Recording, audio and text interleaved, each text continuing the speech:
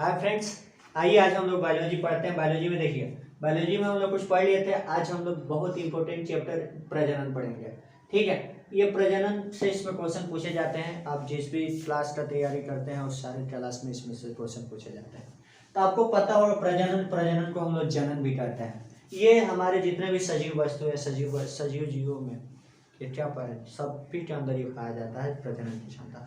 तो प्रजनन मतलब होता क्या है? तो प्रजनन का मतलब होता है कि अपने ही जैसे संतान उत्पन्न करना, अपने पीढ़ी को बढ़ाते रहना। ठीक है, यानी जो हम लोग याद कीजिए कि हम लोग जिस 21वीं शताब्दी में अभी चल रहे हैं, हमारे जो पूर्वज होंगे वो धीरे धीरे बदलते बदलते हम लोग जन्म करते करते हम लोग यहाँ तक पहुँचे हैं। यहाँ तक कि जितने सजीव है, छोटे से बड़े जीव, सभी के सभी क्या करते हैं? प्रजनन की क्रिया करते हैं, यानी अपनी संख्या को बढ़ाते हैं। तो यहाँ पे रिप्रोडक्शन वही होता है, रिप्रोडक्शन यानी पुनः उत्पादन करना होता है, यानी इसमें हम लोग जनन की क्रिया के बारे में समझेंगे। तो अब रह गया बात, देखिए प्रजनन क्रिया हो गया। अब इसमें प्रजनन क्रिया में जो भाग लेने वाले अंग होते हैं, जो तंत्र होते हैं, उसको हम लोग प्रजनन तंत्र कहते हैं, यानी रिप्रोडक्टरी सिस्टम बोलता है। तो ये आपका उसमें सिस्टम में आ जाता है, यानी जो उसमें अंग भाग लेता है उसको रिप्रोडक्टरी सिस्टम कहते हैं। तो इसमें हम लोग सबसे पहले ये जनन होता है आपका दो प्रकार का। प्रजनन होता है आपका दो प्रकार का। एक होता है आपका अलैंगिक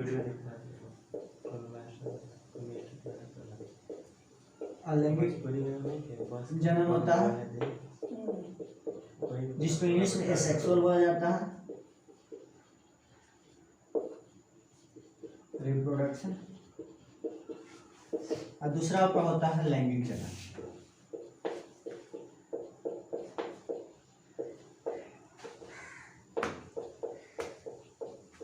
इसका इंग्लिश होता है सेक्सुअल रिप्रोडक्शन। देखिए सारे जीव जंतु के लिए बहुत इंपॉर्टेंट क्रिया होती है, यानी सारे जीव जंतु जो इस धरती पर जन्म लिया है तो जनन की क्रिया की क्षमता रखते हैं। ठीक है, अब रह गया बात, देखिए उसमें तरीका कैसे कैसा होता है। तो दो तरह से होता है, एक होता है अलैंगिक जनन और दूसरा होता है लैंगिक जनन। जब पहले हम इसको पढ़ेंगे तब उसको पढ़ेंगे। तो ये आपका अलैंगिक जनन होता है। अलैंगिक जनन में कि वैसा जनन जिसमें नर और मादा की जरूरत नहीं होती है, यानी इसमें बस एक ही सिंगल कोई होगा, एक से उसमें वो अपना जनन कर सकता है। अब उसमें जनन होता कैसे है? तो जनन होने के उसमें कई क्रिया है। बहुखंडन होता है, बहुखंडन के बाद मुकुलन होता है, कायिक प्रवर्धन होता है, ठीक है, पुनर्जनन होता है। तो उसमें उसको देखना है। तो ये आपका आता है किसमें? अलैंगिक जनन में। और जबकि लैंगिक जनन में होता कौन चीज? इसमें ये एक दो, इसमें नर और मादा दोनों की जरूरत होती है। नर और मादा नहीं रहेंगे तो जनन क्रिया नहीं होगी। इसमें नर और मादा चाहिए, इसमें नर और मादा की जरूरत नहीं है, इसमें मात्र अकेले चाहिए। जो जनन करना चाहता है वो कर सकता है। तो ज्यादातर इसमें आते हैं आपको जितने सूक्ष्म जीव है, यानी एक कोष्ठीय जीव होते हैं, सभी के सभी इसमें अंदर आते हैं। जैसे आप वायरस के नाम सुने होंगे, वायरस जिसको जीवाणु बोलते हैं। वायरस क्या होता है? ये अलैंगिक जनन करते हैं, क्योंकि उन लोगों में बहुखंडन होता है। ये वो गिरेगा कहीं, ये वो कहीं पर पड़ेगा, उससे हजार में जन्म देगा। जैसे आप लोग देखे होंगे दूध से दही जमता है, तो दूध से दही जमने, दूध से दही थोड़ी जमता है। उसमें दूध में पाए जाने वाले जो लैक्टोबैसिलस जीवाणु होता है उसको थोड़ा सा साइड से लाकर जिंदा को डाल दिया जाता है। हम लोग दूध गर्म किए हो रहते हैं, दूध में गर्म करने से उसमें सारे जीवाणु मर जाते हैं, लेकिन उसी को जीवित करने के लिए साइड से क्या किया जाता है? जोरन डाला जाता है। जो जोरन में जीवित जीवाणु रहते हैं वो जाएंगे उसमें, आप क्या करते हैं? बहुत ज़्यादा मात्रा में प्रजनन कर देते हैं। प्रजनन करने के बाद पूरे भर जाते हैं, भर जाने के वही क्या होता है? दही बन जाता है। तो यानी कहने का मतलब जनसंख्या उसकी बढ़ती है। तो रिप्रोडक्शन में सबसे ज़्यादा ध्यान जनसंख्या को ही है कि ये प्रजनन के लिए जनसंख्या को ही दर्शाता है। जैसे आप लोग सांप को देखे होंगे, सांप क्या करता है? सांप भी अपना जनन क्रिया करता है, लेकिन रह गया बात, सांप इतना मात्रा में जनन क्रिया करता है, यानी उसके पास एक बार में लगभग बहुत से 200 से करीब अंडा देता है। अगर सारे के सारे अंडे बच जाए ना, तो समझिए इस धरती पर लोगों को रहने के लिए जगह नहीं मिलेगा। ज़्यादा मात्रा में जनसंख्या करता है, लेकिन रह गया बात, वो क्या करता है? अपने ही बच्चे को खुद खा जाता है। इसलिए एगो दूगो इधर उधर भाग जाता है, तो जो आपका बच जाता है वही आकर बड़ा होता है। लेकिन देखिए आगे यहाँ देखते हैं अलैंगिक जनन। अलैंगिक जनन वैसा जनन जिसमें हमें नर और मादा की जरूरत नहीं, बस एक व्यक्ति चाहिए, एक व्यक्ति से वो नहीं हो सकता। तो इसमें आपका एक आता है सबसे पहले बहुखंडन। बहुखंडन होता है, ये बहुखंडन भी आपको दो प्रकार का होता है। एक होता है द्विखंडन, इसको खाली खंडन कर दीजिए, ठीक है। खंडन क्रिया, खंडन में होता है द्विखंडन, और एक होता है बहुखंडन।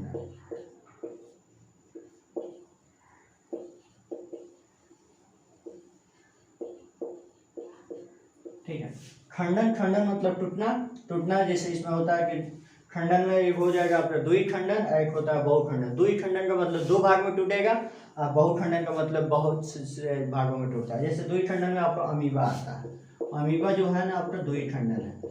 अमीबा क्या करता है कि अपने, अगर इसको आप देखे होंगे, अमीबा देखे तो नहीं होंगे लेकिन अमीबा की आकृति आपको पता होगी। इसका कोई आकृति होता नहीं, जब जैसे चाहता है जिधर भोजन मिलेगा उधर ही अपना आकृति चेंज कर, इसमें केंद्र होता है। ये आपका अमीबा है। अगर इसको जनन करना है तो जनन करना है तो क्या करेगा, अपने साइज को थोड़ा सा बढ़ाता है, यानी ये आपका ऐसे हो जाता है, ठीक है। ये ऐसे अब इसका केंद्र ऐसे हो जाता है, ठीक है। अब धीरे धीरे बढ़ेगा वो, और आगे बढ़ेगा तो आगे और चेंज होता है, ठीक है। तो ये आपका एकदम बिल्कुल ये आपको पतला होते जाएगा, यहाँ सब कट जाएगा। कट जाने का मतलब ये हो गया कि आपको अब दोनों के दोनों, एगो इधर हो गया एगो इधर हो गया, ये आपका दो बार में टूट गया, तो ये हो गया द्वि खंडन, ठीक है। तो यहाँ आप देखे होंगे द्वि खंडन, द्वि खंडन का मतलब कि वैसा खंडन की क्रिया, वैसे जनन क्रिया जिसमें मात्र दो जीवों के जन्म होती है। तो इसमें ये हो गया आपका द्वि खंडन। अब बहुखंडन तो आप लोग देखे किए होंगे, आपको इतना प्रचलित नाम है कोरोना, कोरोना के बारे में सबको पता है। तो कोरोना क्या है, आपका एक बहुखंडन के रूप में काम करता है। ये हटा दिए, ये वो कहीं पड़ेगा वहाँ कोरोना लोग, आप सुने भी होंगे कोरोना विस्फोट। कोरोना विस्फोट का मतलब क्या होता है, बम फूटता है थोड़ी, बम नहीं फूटता है। वहाँ पे क्या होता है, इसकी मात्रा ज़्यादा, बहुत मात्रा में एक बार में होता है। यानी जैसे कोरोना है ना आपका, तो कोरोना होता है आपका वायरस का, समझिए जी, हेलो, ये वायरस का संग्रह है, ठीक है। संदीप सर ऑनलाइन क्लास कर रहे हैं। तो ये आपका हो गया। तो इसमें क्या होता है ना कि ये क्या होता है, चारों तरफ जब कहीं गिरेगा तो एक हाई एनोमल गिरा इधर, एक उधर गया, एक इधर गया, एक इधर गया, एक इधर गया, समझिए कि कितना हो गया, ये आपका हो गया बहुखंडन। तो बहुखंडन का मतलब एक से कई भागों में बढ़ जाना, ठीक है। तो खंडन में आप दो को समझ गए, खंडन में क्या होता है, द्वि खंडन और आपका बहुखंडन होता है। उसके बाद देखो हम लोग देख लेते हैं, इसको खंडन भी कह सकते हैं चाहे विखंडन भी कह सकते हैं, दोनों आपस सही है, कोई दिक्कत नहीं है। अब यहाँ हम द्वि खंडन बहुखंडन समझ लिया, अब थोड़ा सा मुकुलन के बारे में समझ लेते हैं। एक मुकुलन होता है,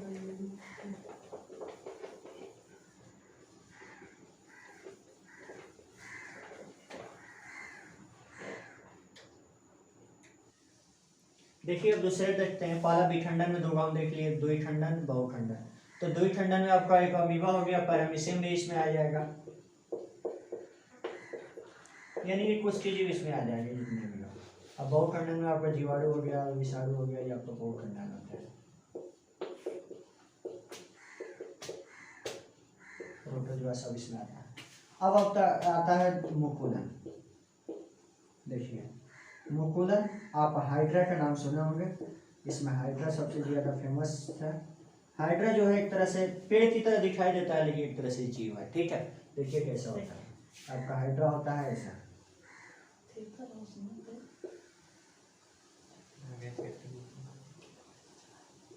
ये आपका हाइड्रा होता है। अब देखिए जब इसको किसी को जन्म देना होता है तो ऐसे ही निकला हुआ प्रवर्त है, इसको वर्ड बोला जाता है इंग्लिश में, प्रवर्त, ठीक है। ये क्या होता है ना कि अब ये धीरे धीरे बढ़ाएगा, जब इसको जन्म देना है तो इसको बढ़ाएगा। ये क्या होता है, बढ़ता है, बढ़ता है तो आपको क्या हो जाएगा, सीधा ऐसा हो जाएगा, ठीक है। और ये आपका ऐसे करता है और ये बढ़ेगा, बढ़कर धीरे धीरे खूब लंबा हो जाएगा, लंबा होकर यहाँ से ये किसी अचानक टूट जाता है। टूट के जब वो नीचे गिरेगा, तो फिर दूसरा का अपना, फिर अपने ही जैसा, अपने जो उसका मातृपिता होता है, मातृपिता जो भी जनक होता है उसके जैसा बन जाता है। तो ये क्या होता है, इसको हम लोग मुकुलन कहते हैं। मुकुलन के लिए ज़्यादातर हाइड्रा में, आप बहुत ज़्यादा फेमस चीज़ है हाइड्रा, हाइड्रा के बारे में अच्छी तरह से जानते होंगे। तो इसमें क्या होता है ना कि क्या करता है, अपना प्रवर्त निकालता है, प्रवर्त वर्ड निकालता है, वर्ड को निकालने के बाद वर्ड टूट जाता है, टूट कर गिरेगा, और गिर कर वो क्या होता है, फिर दोबारा वो अपना लंबा होकर फिर अपने पिता के जैसा बन जाता है, जन्मदाता के जैसा। पिता, अब इसमें पिता माता की बात नहीं होती, क्योंकि इसमें नर और माता की बात नहीं है। तो नर और माता होगा तब ना माता पिता होगा, लेकिन इसमें नर और माता नहीं, इसमें ज़्यादा डायरेक्ट जनक ले लीजिए, जनक यानी जो जन्म देने वाला चीज़ है उससे जनक। तो ये आपका मुकुलन हो गया। उसके बाद एक आता है आपका पुनर्जन्म,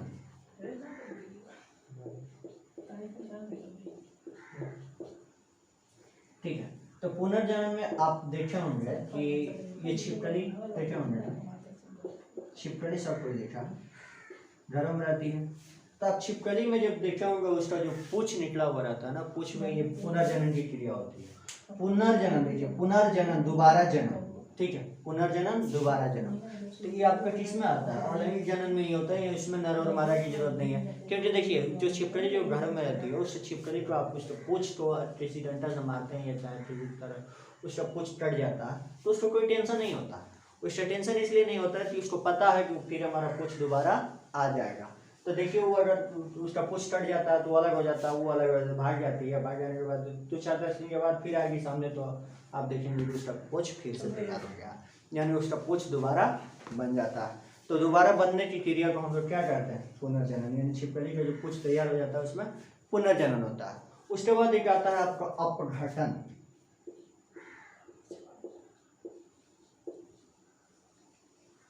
अपखंडन, अपखंडन, ठीक है। अपखंडन का मतलब होता है किसी कारणवश टूट जाना, ठीक है। अपखंडन क्रिया होती है किसी कारणवश, जैसे हवा और आंधी उंधी के कारण शरीर के भाग से अलग टूट कर जन्म लेना। इस वजह से केचुआ जो आपने देखे होंगे, तो केचुआ में क्या होता है? यही क्रिया होता है।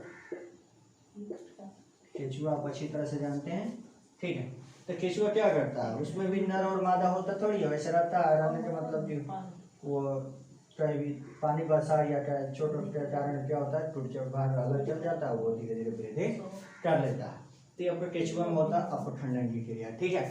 तो यहाँ तक हम आपको समझा दिए 4 गो। अलैंगिक जन्म में विखंडन, विखंडन हो गया द्विखंडन। द्विखंडन का मतलब जिस जो 2 भाग में टूटे उसको द्विखंडन कहता है। बहुखंडन जो 1-2 से अधिक भागों में टूटता है उसको बहुखंडन कहते हैं। जैसे जीवाणु विषाणु जो होता है बहुत ज्यादा मात्रा में एक साथ जन्म लेते हैं।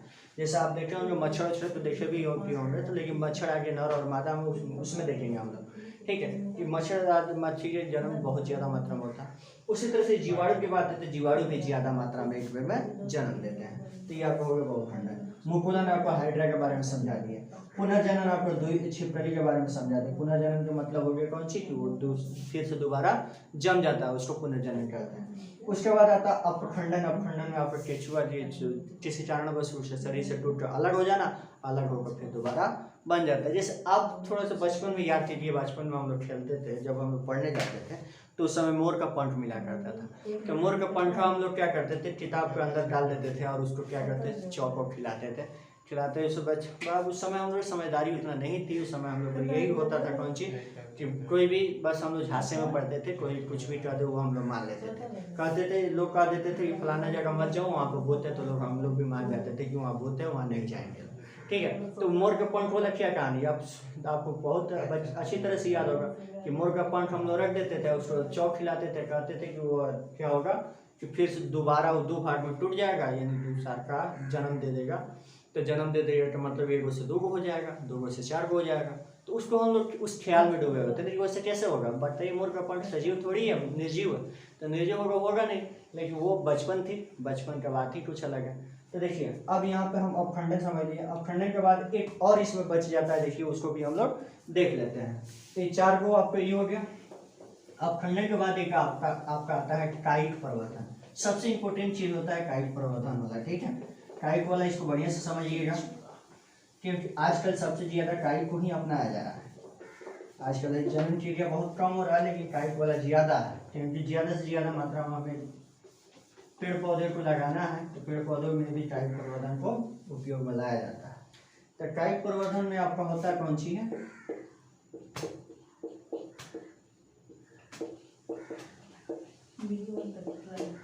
देखिए कायिक परिवर्तन। कायिक परिवर्तन हम अभी प्रवर्त के बारे में समझा है। मुकुलन में, मुकुलन में क्या था, निकल रहा था कली निकल, यानी इसको बड बोलते हैं। जब निकल रहा था टूट कर आगे नीचे गिर गया, वो फिर दोबारा अपने पितृ के जैसा बन गया।